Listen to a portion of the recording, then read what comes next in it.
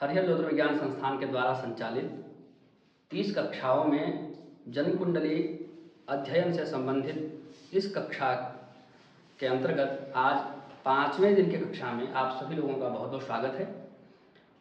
आज हम लोग ग्रहों की दृष्टि के संबंध में और ग्रहों की अवस्थाओं के संबंध में जानेंगे।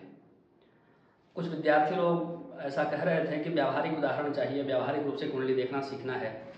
जब तक जानकारी न हो जाए, जब तक थ्योरी पता ना हो, तो प्रैक्टिकल कैसे होगा।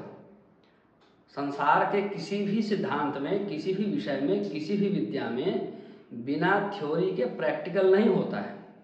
इसीलिए प्रैक्टिकल चिल्लाने से पहले जो थ्योरेटिकल चीज़ें हैं उनमें से भी जो अत्यंत महत्वपूर्ण है, जो दिमाग में होना चाहिए, उन सबका अभ्यास ठीक से कर लीजिए। और जब हम लोग साथ साथ में ही जब पढ़ते हैं तो साथ साथ में ही कुछ व्यावहारिक कुंडलियों का अभ्यास करते रहते हैं।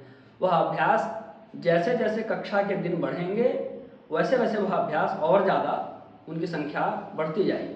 तो धैर्य धारण करिए, जिन चीज़ों को मोस्ट इम्पोर्टेंट बताया गया है उनको याद करिए और स्वयं जिन चीज़ों को आप पढ़ रहे हैं स्वयं कुंडली खोलिए और उनका अभ्यास करिए। कहीं कोई दिक्कत होगी तो आप कमेंट में पूछ सकते हैं, वहाँ यथासंभव सहायता की जाएगी। यदि कमेंट में नहीं बता पाए तो वीडियो बनाकर बता देंगे या अगली कक्षा में उत्तर दे देंगे। तो परिश्रम अपनी ओर से भी करना पड़ता है। गुरुजी को ही सारा परिश्रम करना है तो गुरुजी परिश्रम करके बैठ चुके हैं और आगे जिन विषयों पर परिश्रम करने की जो गुरुजी को जरूरत है उस पर गुरुजी परिश्रम कर रहे हैं। आपको जिस विषय में परिश्रम करने की जरूरत है उस पर मैं क्यों परिश्रम करूं। तो जिस विषय में आपकी कमजोरी है, कमजोरी समझ में आ रही है, उन विषयों पर परिश्रम करिए। जहां सहायता की आवश्यकता होगी वहां सहायता करेंगे। चलिए कक्षा को शुरू करते हैं।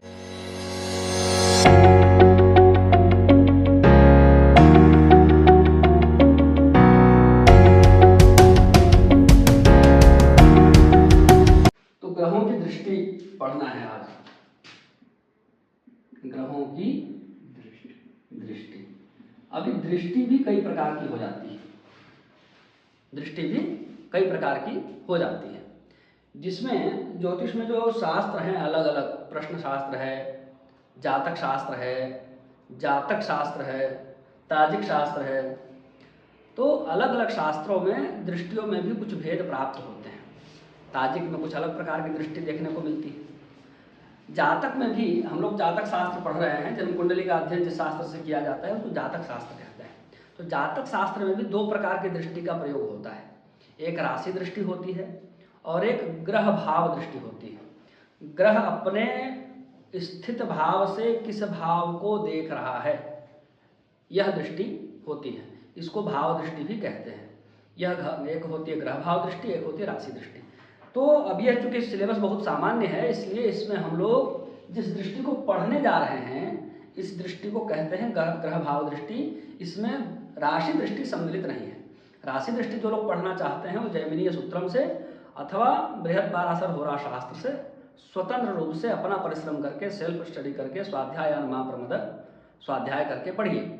यहाँ पर हम लोग भाव दृष्टि, ग्रह भाव दृष्टि पढ़ेंगे। इस ग्रह भाव दृष्टि का ही सबसे ज्यादा प्रयोग होता है, इसलिए इसको सीखेंगे, इसको पढ़ेंगे। इसको पढ़ने के लिए लघु पाराशरी नामक एक ग्रंथ है। उस ग्रंथ में एक श्लोक है, वह श्लोक ही लिख देता हूँ, उसका अर्थ बता देता हूँ, तो उसके माध्यम से सरलता से आप लोगों को यह याद हो जाएगा। यह श्लोक है पश्यन्ति, सभी लोग लिखिए, पश्यन्ति सप्तमं सर्वे, पश्यन्ति सप्तमं सर्वे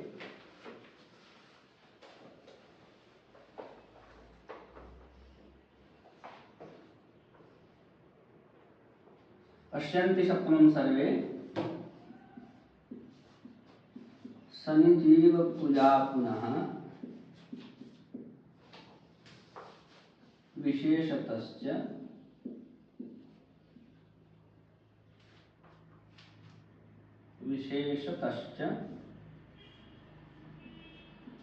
त्रिदश त्रिकोण चतुरष्टमान। यह ग्रहों की दृष्टि को याद करने के लिए एक श्लोक है। पश्यन्ति सप्तमं सर्वे शनि जीव पूजा पुनः, यहाँ डैश लगा दीजिए, शनि जीव पूजा पुनः विशेषतश्च त्रिदश त्रिकोण चतुरष्टमान। पश्यन्ति, पश्यन्ति मतलब देखते हैं, बहुवचन में है, आगे सर्वे भी लगा है। तो सर्वे मतलब सर्वे ग्रहा, सभी ग्रह पश्यन्ति देखते हैं। किसको देखते हैं? सप्तमम, सातवें भाव को देखते हैं। कहाँ से? जहाँ वो खुद बैठे होते हैं। जहाँ वो खुद बैठे होते हैं वहाँ से ठीक सातवें भाव को सभी ग्रह देखते हैं। सातवें को ही क्यों देखते हैं? किसी भी भाव से जो सातवां भाव होता है वह उससे ठीक 180 डिग्री दूर होता है, यानी उसके ठीक सामने होता है। कोई व्यक्ति सामने होगा तो उस पर सामने दृष्टि, साक्षात दृष्टि पड़ेगी। तो साक्षात दृष्टि पड़ने के कारण सप्तम भाव को सभी ग्रह देखते हैं। अब दृष्टि में भी, भाव दृष्टि में भी प्रतिशत बटा हुआ है। 25% दृष्टि है, अथवा 50% दृष्टि है, अथवा 75% दृष्टि है, अथवा पूर्ण दृष्टि है, अथवा विशेष दृष्टि है। तो यह जो पश्यन्ति सप्तमम सर्वे है, यह पूर्ण दृष्टि के लिए कहा गया है। पूर्ण दृष्टि से 100% दृष्टि से देखते हैं, क्योंकि साक्षात भाव है वह बिल्कुल सामने। फिर आ गया 3 ग्रहों के लिए विशेष बात आ गई, शनि, जीव, कुजा, पुनः। पुनः मतलब दोबारा से, फिर से बता, ये तो देखते ही हैं इस सप्तम भाव को, लेकिन शनि मतलब शनि ग्रह, जीव किस ग्रह को कहा जाता है? बृहस्पति को कहा जाता है, गुरु ग्रह, और कुज कहते हैं मंगल। तो शनि, बृहस्पति और गुरु, पुनः इनके पास पुनः एक और दृष्टि होती, कुछ और दृष्टियां होती हैं इस दृष्टि के अलावा, सप्तम दृष्टि के अलावा। कौन है वह दृष्टि? उस दृष्टि का नाम क्या है? तो कहते हैं विशेषतः, वो विशेष दृष्टि है। पूर्ण दृष्टि के बाद अभी मैंने बताया 5 दृष्टियों का। एकपाद दृष्टि मतलब 25% दृष्टि, द्विपाद दृष्टि मतलब 50% दृष्टि, त्रिपाद दृष्टि मतलब 75% दृष्टि, पूर्ण दृष्टि मतलब 100% दृष्टि। इसके बाद विशेष दृष्टि, वो विशेष दृष्टि पूर्ण दृष्टि के ही समान माना जाता है। तो विशेष दृष्टि है शनि के पास, गुरु के पास और मंगल के पास। किन किन भावों में? तो इनको इनसे मिलान कर लीजिए। शनि के पास है त्रिदश, त्रि मतलब 3 और दश मतलब 10। तो 7वीं दृष्टि तो शनि के पास है ही, पूर्ण दृष्टि। शनि के पास 2 भाव पर विशेष दृष्टि है, जहां बैठा होगा उससे तीसरे भाव को और 10वें भाव को विशेष दृष्टि से देखेगा।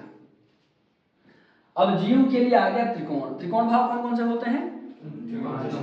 वाह, पंचम और नवम। तो बृहस्पति जो है जहां स्थित होता है वहां से सप्तम भाव को पूर्ण दृष्टि से देखेगा और पंचम तथा नवम भाव को विशेष दृष्टि से बृहस्पति देखता है। फिर कहते हैं चतुरष्टमान। किसके लिए कह रहे हैं? कुज के लिए, मंगल के लिए। चतुर मतलब 4 और अष्टमान मतलब 8। चतुरष्टमान, चौथे और 8वें भाव को मंगल विशेष दृष्टि से देखता है। सप्तम भाव को तो सभी लोग पूर्ण दृष्टि से देखते ही हैं।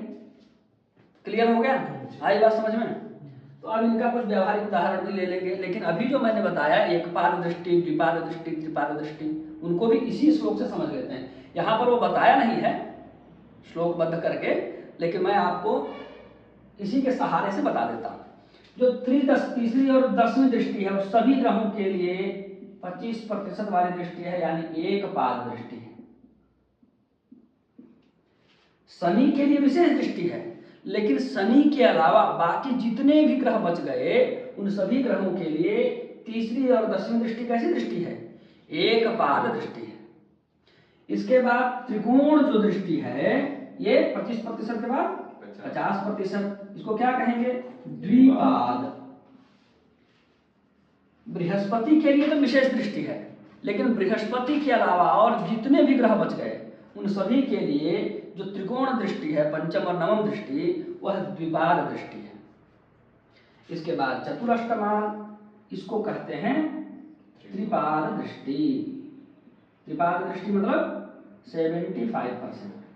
मंगल के लिए नहीं है, मंगल के लिए तो ये विशेष दृष्टि है, लेकिन मंगल के अलावा जितने और ग्रह बच गए उन सब के लिए यह जो है 75% त्रिपाद दृष्टि है। और सप्तम दृष्टि सबके लिए पूर्ण दृष्टि है। तो देखिए कितने क्रमबद्ध तरीके से लिखा गया है, त्रिदश, त्रिकोण, चतुरष्टमान। ये क्रम हम याद रखें तो बढ़ते हुए क्रम में हमको एकपाद दृष्टि, द्विपाद दृष्टि और त्रिपाद दृष्टि की भी जानकारी हो जाएगी। श्लोक के पहले पद से पूर्ण दृष्टि की जानकारी हो गई और इन दोनों पदों से हमको विशेष दृष्टि की भी जानकारी हो गई। तो एकपाद दृष्टि समझ गए, द्विपाद दृष्टि समझ गए, त्रिपाद दृष्टि समझ गए, पूर्ण दृष्टि समझ गए और विशेष दृष्टि समझ गए। ठीक है, अब इसका कुछ व्यावहारिक उदाहरण यहाँ एक कुंडली लेकर कर लेते हैं। क्या पूछना है? एक कुंडली यहाँ पर लेते हैं, वहां ग्रह बैठाते हैं और देखते हैं कि वो कहाँ देख रहा है। ठीक है,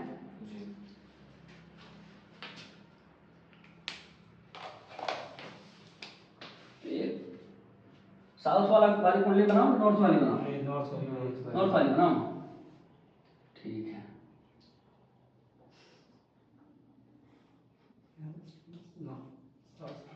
ठीक है, यहाँ पर हम लोगों ने एक कुंडली बना ली है। यहाँ पर सूर्य भगवान को विराजमान कर देते हैं। यहाँ पर 8 लिख देते हैं, यहाँ 9 लिख देते हैं, यहाँ 10 लिख देते हैं।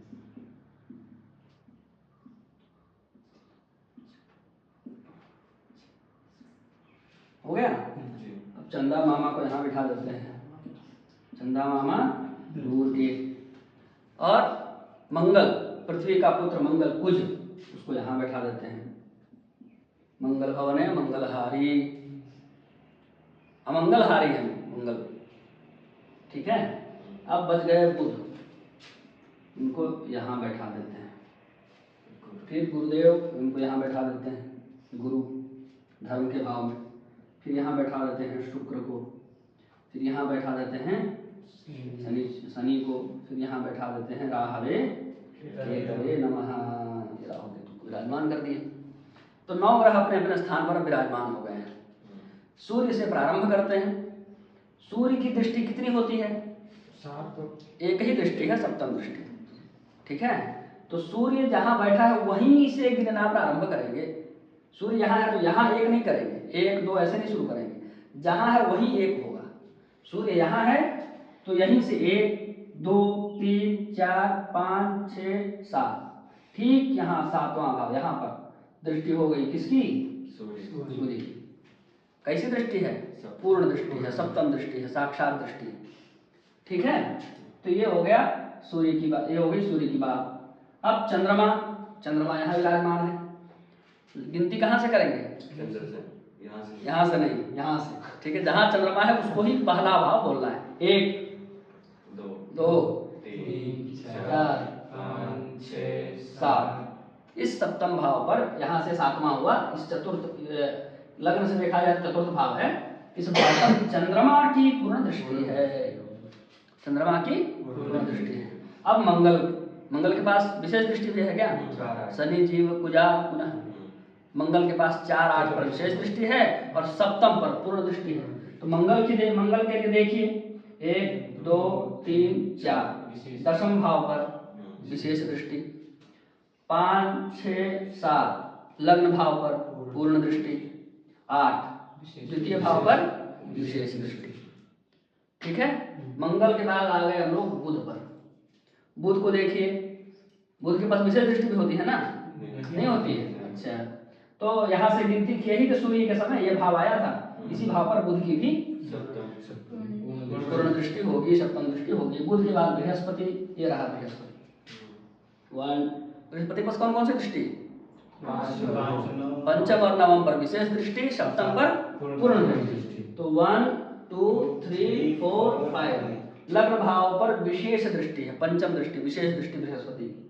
6 7 तृतीय भाव पर विशेष की, सूर्य की, गुरु की पूर्ण दृष्टि है।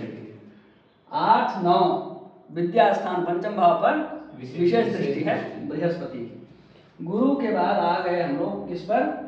शुक्र पर। यहाँ शुक्र विराजमान है। शुक्र के पास 3 दृष्टि होती है ना?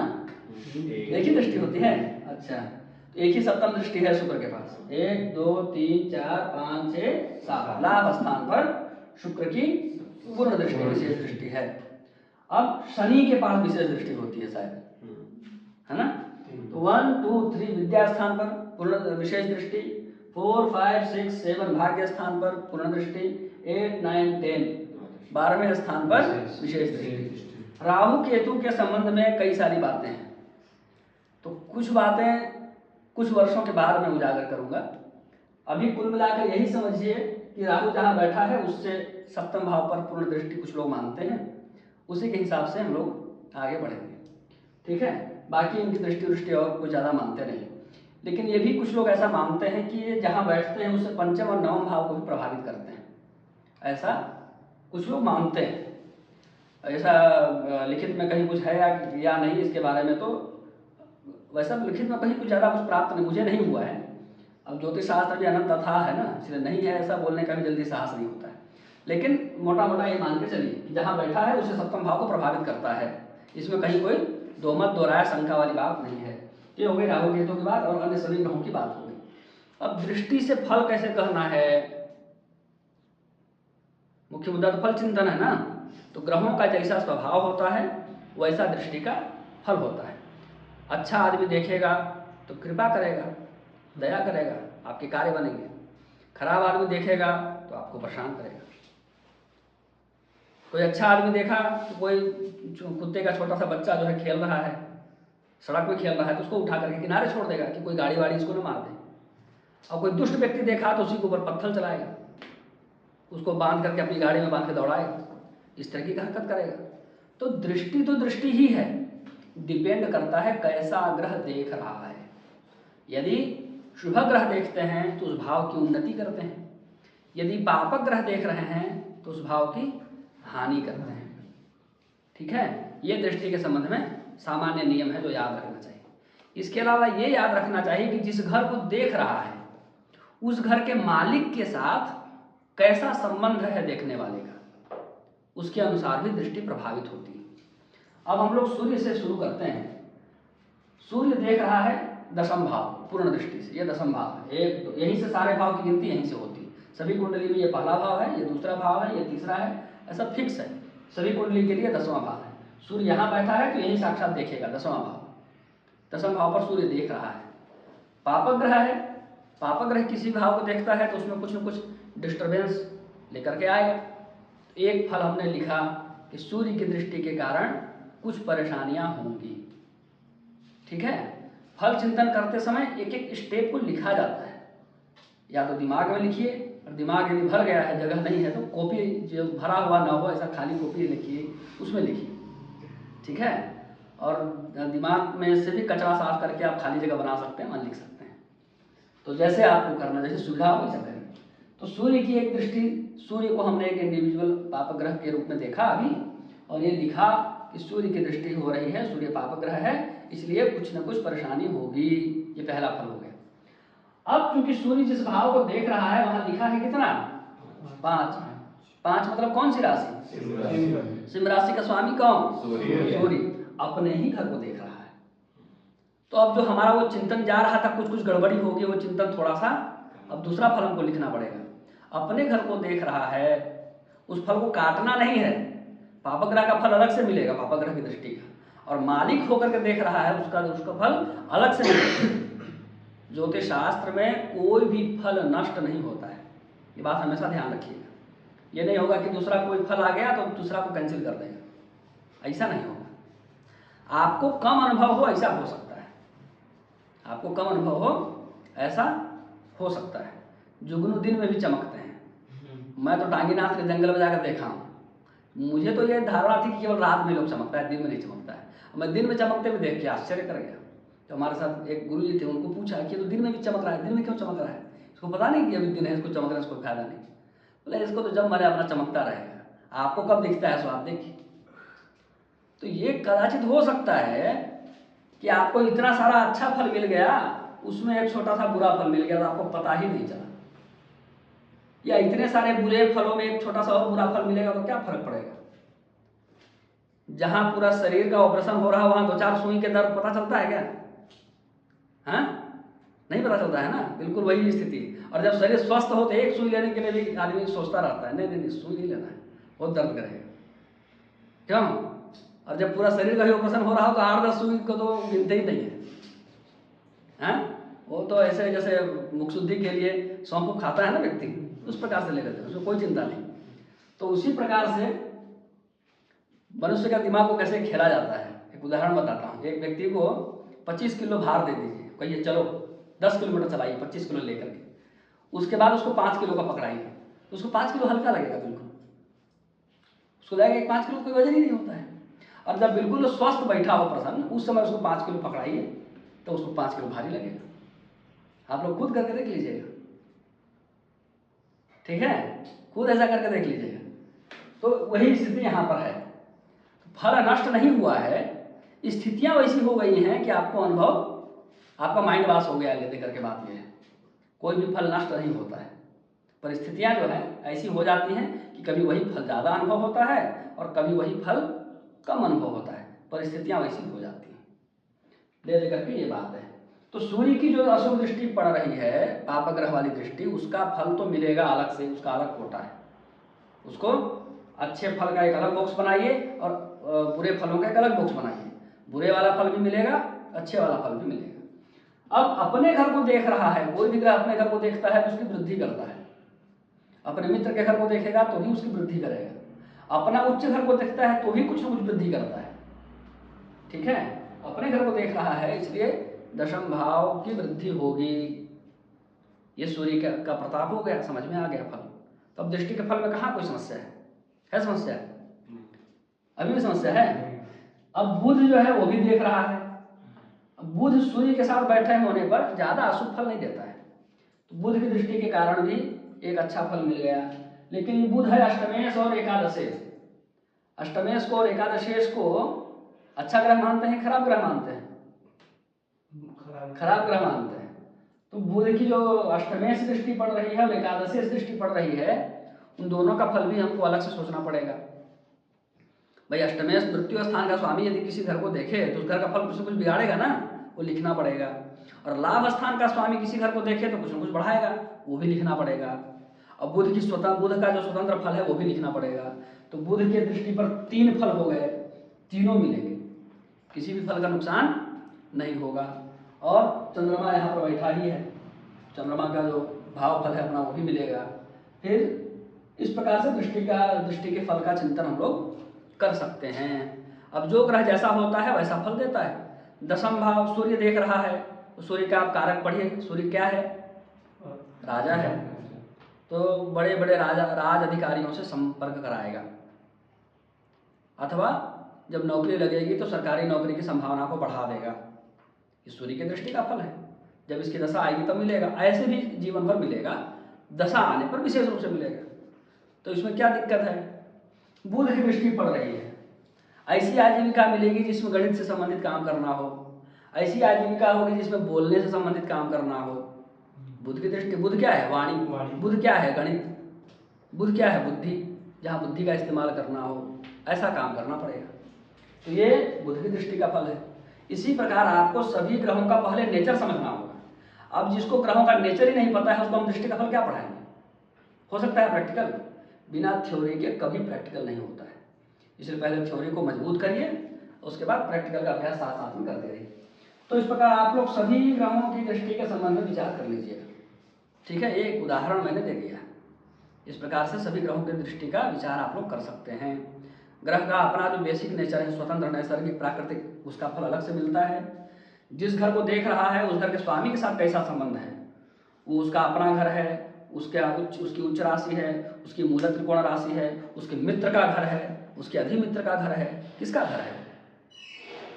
कोई भी व्यक्ति अपने मित्र के घर को देखेगा, साइकिल से जाते रहिए, कोई मित्र का घर दिख गया तो ऐसे ही मन प्रसन्न हो जाता है, और छत पर दिख गया तो क्यों? इस प्रकार से गुजरते रहिए। मैं तो जाता था तो हमारे सारे मित्र का रोड किनारे ही घर था, तो मैं जब गुजरता था तो घंटी बजा देता था जोर से उधर, तो घंटी सुन के मेरी अलग घंटी लगाया था, तो उससे उनके वो समझ जाते थे कि कौन गुजरा है, ठीक है।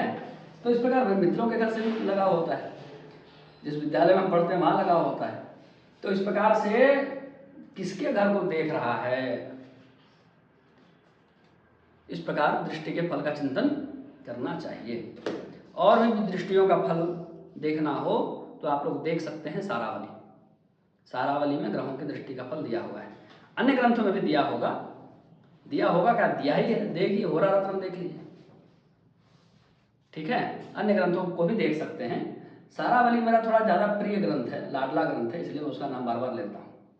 मेरे मुख से आप सबसे ज़्यादा नाम सुनेंगे तो बृहत्पराशर का सुनेंगे, दूसरे स्थान पर सारावली का सुनेंगे। बाकी ग्रंथों का भी नाम लेता हूँ, ऐसा नहीं है, पर इन दोनों को ज़्यादा पढ़ा हूँ तो इनका ज़्यादा स्मरण करता हूँ।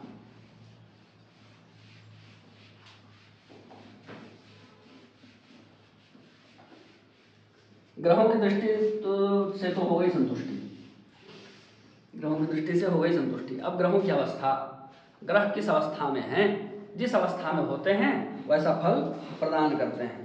तो अवस्थाएं भी कई प्रकार की हैं, लेकिन यहाँ सबसे महत्वपूर्ण जो 3 अवस्थाएं हैं, उन 3 अवस्थाओं के बारे में हम लोग पढ़ेंगे। तो पहली अवस्था हो जाती है दिक्तादि अवस्था, दिक्तादि, है ना, इसके बारे में पढ़ेंगे। दूसरी बालादि अवस्थाओं के बारे में पढ़ेंगे, इन सभी अवस्थाओं का प्रयोग सबसे ज्यादा होता है। और तीसरी जागृत आदि अवस्थाओं के बारे में पढ़ेंगे। यही 3 अवस्था है ऐसा नहीं है, और भी अवस्थाएं हैं। बृहत्पाराशर पलटिए, जैमिनी पलटिए, और अन्य ग्रंथों को भी पलटिए, होरा रत्नम को तो जरूर पलटिए, ठीक है। तो उसमें और भी अवस्थाएं हैं, इन तीनों का प्रयोग ज्यादा होता है, इसलिए इनके बारे में थोड़ा सा पढ़ेंगे। और सामान्य फलों की चर्चा भी करेंगे।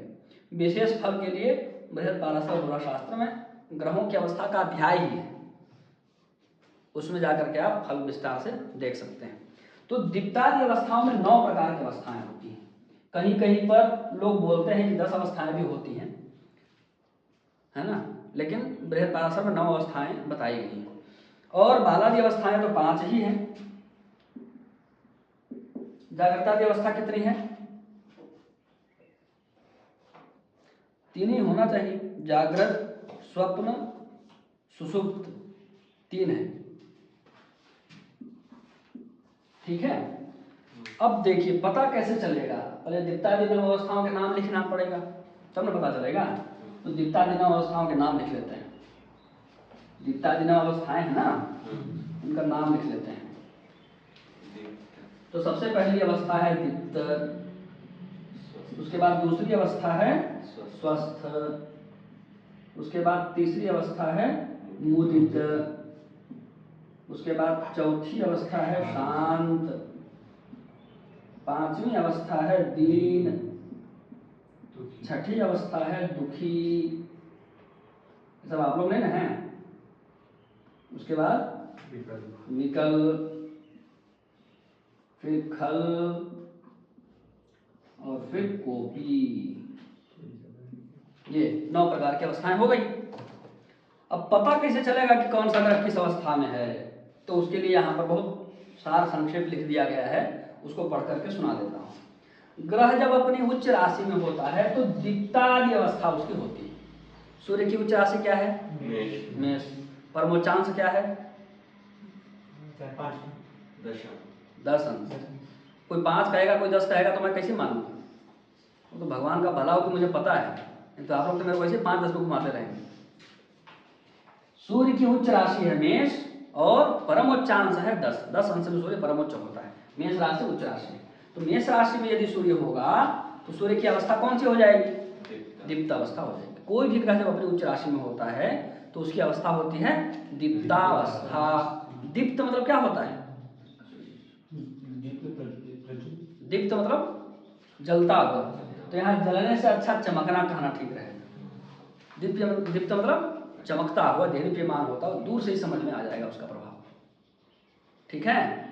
वो बहुत आराम से अपना प्रभाव दे देगा, उसका प्रभाव बहुत आराम से दिखेगा और बहुत दूर तक के लोगों को दिखेगा। सूर्य यदि दीप्तावस्था में है तो उसके बारे में सब लोग बात करेंगे, और उसके उसी लक्षणों के बारे में बात करेंगे जो लक्षण सूर्य से संबंधित है। अरे वो लड़का बड़ा तेज है, उसकी मेमोरी एकदम खतरनाक है, लेकिन किसी की सुनता नहीं, वही करेगा जो उसको करना है।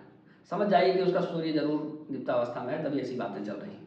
ऐसे अन्य ग्रहों के लिए भी है, ठीक है। तो बहुत दूर दूर तक उसकी बातें होंगी, क्योंकि दीप्तावस्था में है ना, प्रकाश चमकता वो चीज तो दूर से लोगों को दिख जाता है, तो उसकी प्रसिद्धि दूर दूर तक फैलेगी। और उसके किस गुण की दूर दूर तक प्रसिद्धि फैलेगी? हाँ, जो ग्रह दीप्तावस्था में है उस ग्रह से संबंधित गुणों की प्रसिद्धि दूर दूर तक फैलेगी।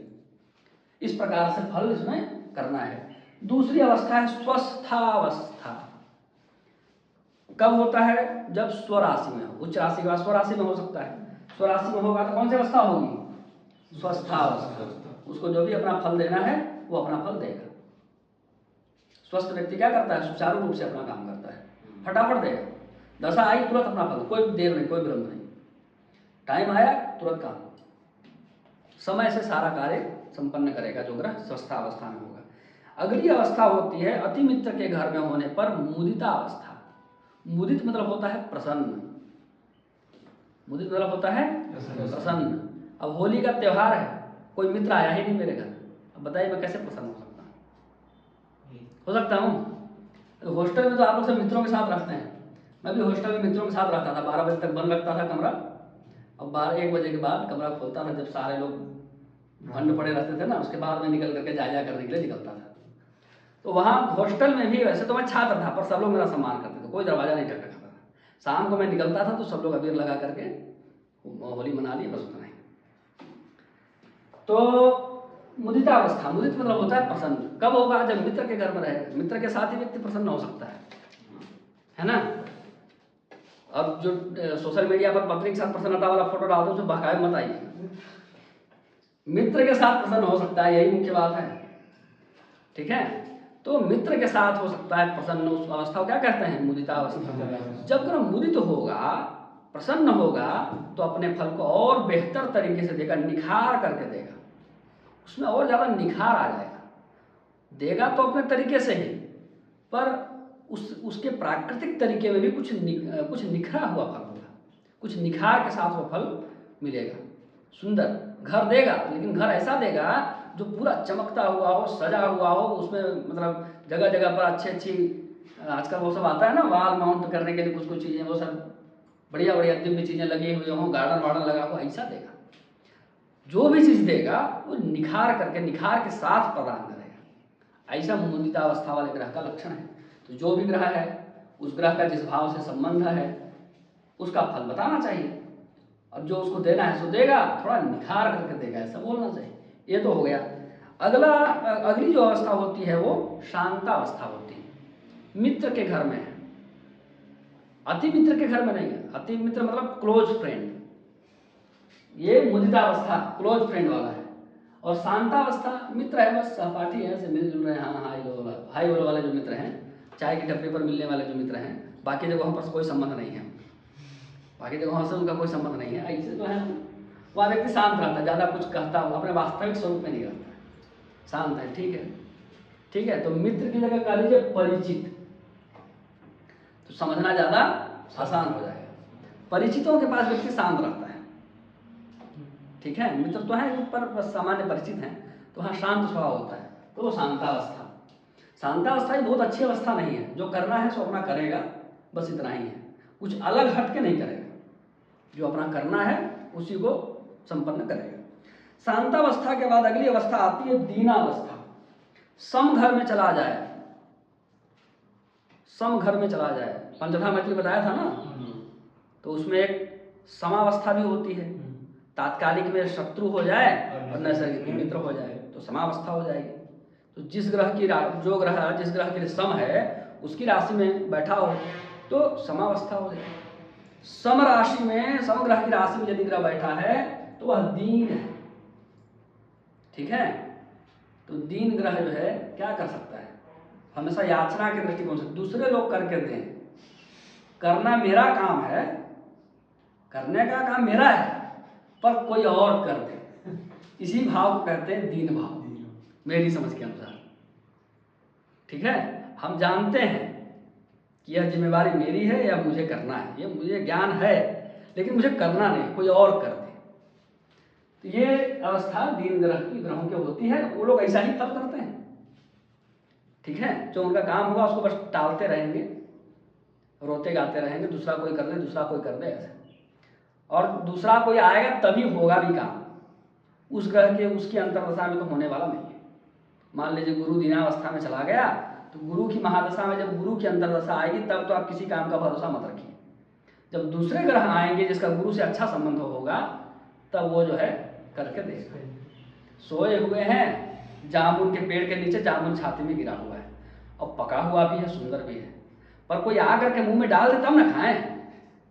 कोई मित्र आकर देखेगा कि ढीठ यहाँ सोया हुआ है और जामुन गिरा हुआ है, तो अच्छा मित्र होगा तो उठाकर डाल देगा, और नहीं तो आकर के खुद खा के चला जाएगा, और ऊपर से एक लात और लगा देगा कि सोए हुआ है आलसी कहेगा। ठीक है, कैसा मित्र है उस पर निर्भर करता है। अब आगे अगली अवस्था होती है दुखी अवस्था, है ना। सम के बाद होता है शत्रु।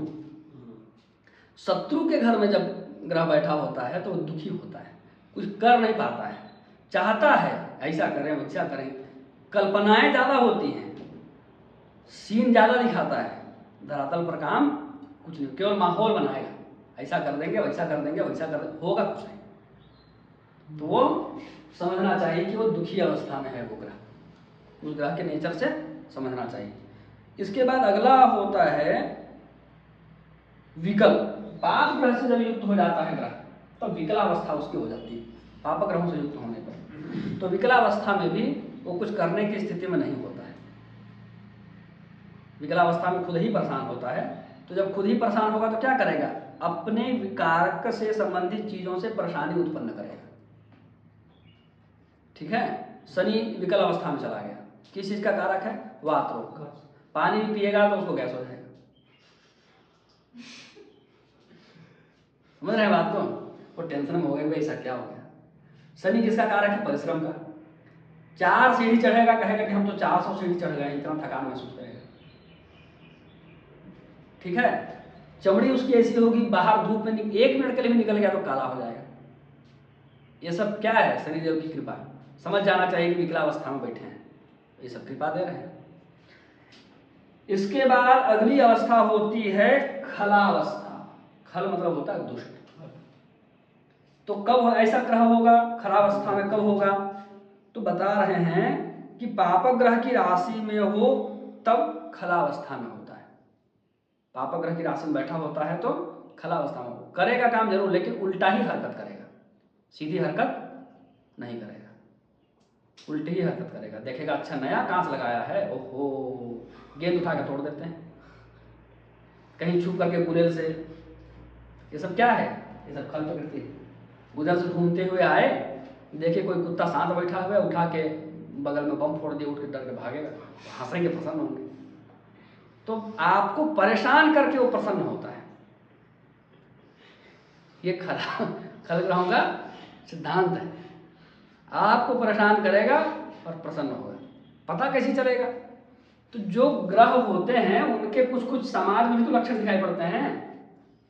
आपको परेशान करके कौन प्रसन्न हो रहा है, देख के समझ जाइए। अब अगर मंगल खलावस्था में चला गया तो बिना मतलब के पुलिस वाले आपका मजा लेंगे, बिना मतलब का। आप समझ जाइए कि मंगल जरूर कुछ न कुछ गड़बड़ है। अब आप ऐसा दिखाने लगे कि मैं परेशान ही नहीं हो रहा, तो लोग कहेंगे मजा नहीं आ रहा है, आपको परेशान करना छोड़ देंगे। यही उपाय है, खलावस्था में यही उपाय है। आप सोचेंगे कि हम मूंगा पहन लेते हैं, कुछ दान कर लेते हैं, वो तो बहुत देर से काम करेगा।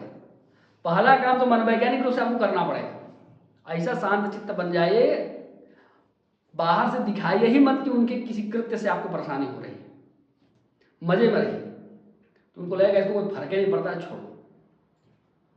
ठीक है, तो खल ग्रह से डील करना आ गया। सूर्य के साथ अगर कोई ग्रह बैठा होता है तो कोपी अवस्था में होता है। सूर्य के साथ अगर कोई ग्रह बैठा होता है तो कर कुछ नहीं, अंदर अंदर से क्रोध भरा होता है उसके। मालिक के साथ बैठा है, बहुत प्रेशर में होता है। ठीक है, मालिक के साथ बैठा है, भयंकर प्रेशर, वही चीजें। तो कोपी ग्रह भी अच्छा फल प्रदान नहीं करता है, उत्कट फल प्रदान करता है। तो इस प्रकार से जितना जिन अवस्थाओं का फल समझ गए। अब सभी का फल नहीं बताऊंगा, उदाहरण के लिए बहुत बता दिया। बालक की अवस्थाओं में 5 अवस्थाएं हैं, ठीक है, और वो डिग्री के आधार पर होता है। उसमें बाल, बाल के बाद कुमार, कुमार के बाद युवा, युवा के बाद वृद्ध और वृद्ध के बाद मृत। ये 5 अवस्थाएं हैं बालादि अवस्थाओं। ठीक है, एक राशि कितने डिग्री की होती है, 30 अंश की। अब 30 अंश की राशि है, अब 5 भाग में बांटेंगे तो कितना डिग्री हो जाएगा, 6 डिग्री हो जाएगा। तो 6 डिग्री की एक अवस्था होती है।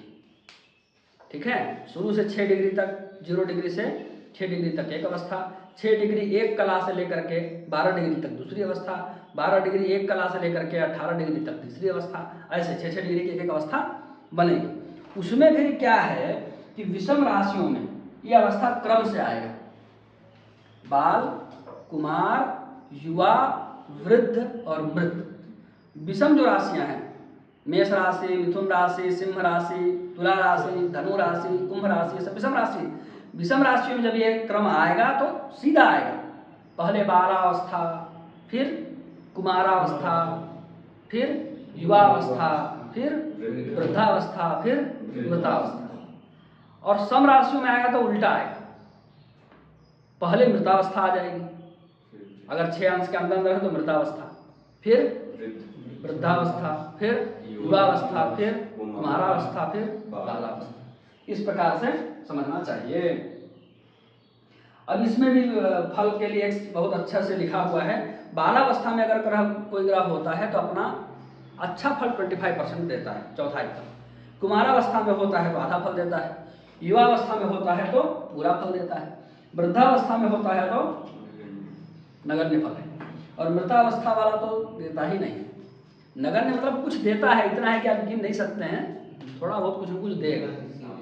हाँ, 1%, 2%, 5% ऐसे कुछ दे दिया। और मृतावस्था में तो शून्य फल है। अब ये सब जो कहा गया शून्य फल, ये सब केवल शुभ फल के लिए कहा गया है। अशुभ फल तो उतना ही है, ग्रहों का फल इतना ही है, बस टोटल अमाउंट फिक्स है। अब उसमें से आप बांट लीजिए, इतना शुभ तो इतना खराब, इतना शुभ दिया मैंने इतना खराब देगा, ठीक है। जब कहा गया कि चौथाई फल है तो समझिए कि चौथाई फल शुभ है, बाकी अशुभ फल है, ठीक है। इसके बाद जागृत आदि अवस्थाएं 3 होती हैं। ग्रह यदि नवांश कुंडली में उच्च राशि में हो अथवा अपनी राशि में हो तो जागृतावस्था में होता है, और मित्र राशि में हो तो स्वप्नावस्था में होता है। यदि नीच राशि में या शत्रु राशि में हो तो सुप्तावस्था में होता है। जो जागृत अवस्था वाला ग्रह होगा वो पूरा फल देगा, जो स्वप्नावस्था में होगा वो मध्यम फल देगा, और जो सो ही गया वो तो निष्फल है, उसका क्या फल है, क्यों। इस प्रकार से तो ग्रहों की अवस्थाएं हो गई, और आज का पाठ्यक्रम भी पूरा हो गया है। अब ग्रहों के कुछ स्थिर कारक हैं, उनके बारे में थोड़ा सा बता देता हूँ। सूर्य जो है पिता का कारक है, चंद्रमा माता का कारक है, मंगल सहोदर भाई बहनों का कारक है, और पत्नी के भाई का भी कारक है, और बुध जो माता से संबंधित मातृतुल्य जो स्त्रियां हैं, जैसे मौसी है, चाची है, बुआ है ना, उन सब का कारक कौन है, बुध। मामा का कारक भी बुध होता है, और गुरु दादा दादी का कारक है, शुक्र पति पत्नी का कारक है, सास ससुर का कारक है, नाना नानी का कारक है, शनि पुत्र पुत्री संतान का कारक है। ये स्थिर कारक होते हैं। चर कारक भी होता है, उसके बारे में यहाँ पाठ्यक्रम में नहीं है, पढ़ना हो तो आप लोग बृहद पाराशर से पढ़ सकते हैं। अभी सामान्य जानकारी के लिए जितना चाहिए उतना बतला दिया गया है। तो ये स्थिर कारक इत्यादि जो बताया गया है वो बिल्कुल याद रहना चाहिए, तब बात बनेगी। अगली कक्षा में हम लोग गति के संबंध में पढ़ेंगे, और जो 6ठी कक्षा आप पढ़ने जा रहे हैं वह कहिए तो एक तरह से मेरा शोध कार्य है, क्योंकि ज्योतिष के किसी भी ग्रंथ में एक ही जगह पर ग्रहों की गतियों से फल कहना बताया नहीं गया है। ग्रहों की 8 प्रकार की गति पढ़ते हैं ना सूर्य सिद्धांत में, वक्रानुवक्रा कुटिला मंदा मंदतरा समा तथा शीघ्र तरा शीघ्रा ग्रहाणाम अष्टधा गति। ग्रहों की 8 प्रकार की गति होती है। उन 8 प्रकार की गतियों से 8 प्रकार के फल होने चाहिए, 8 प्रकार के फल होते हैं। ग्रहों की गतियों के अनुसार कैसे फल करना है उस पर कई वर्षों तक अपना अनुसंधान करके मैंने यह 6ठा पाठ लिखा है। तो इसको आप लोग पढ़ेंगे अगली कक्षा में, तो रिवीजन करके आइएगा, पढ़ के आइएगा तो चीज़ें और बेहतर समझ में आएंगी। और अभी तक जो पढ़ चुके हैं उसको याद करने का प्रयास कीजिएगा, अभ्यास करने का प्रयास कीजिएगा। दृष्टि अवस्थाएं तो कुंडली लेकर बैठेगा तभी ना अभ्यास होगा। 6 डिग्री में है बालावस्था, समराशि है, विषम राशि है, इस तरीके से सब चेक करके एक एक उदाहरण बनाइए। कहीं कोई समस्या होगी तो मैं यथासंभव यथा योग्य यथामति सहायता करने का प्रयास करूंगा। तो इस कक्षा को यहीं विराम देते हैं, मिलते हैं अगली कक्षा में। तब तक आप लोग देखते रहिए, समझते रहिए, सीखते रहिए।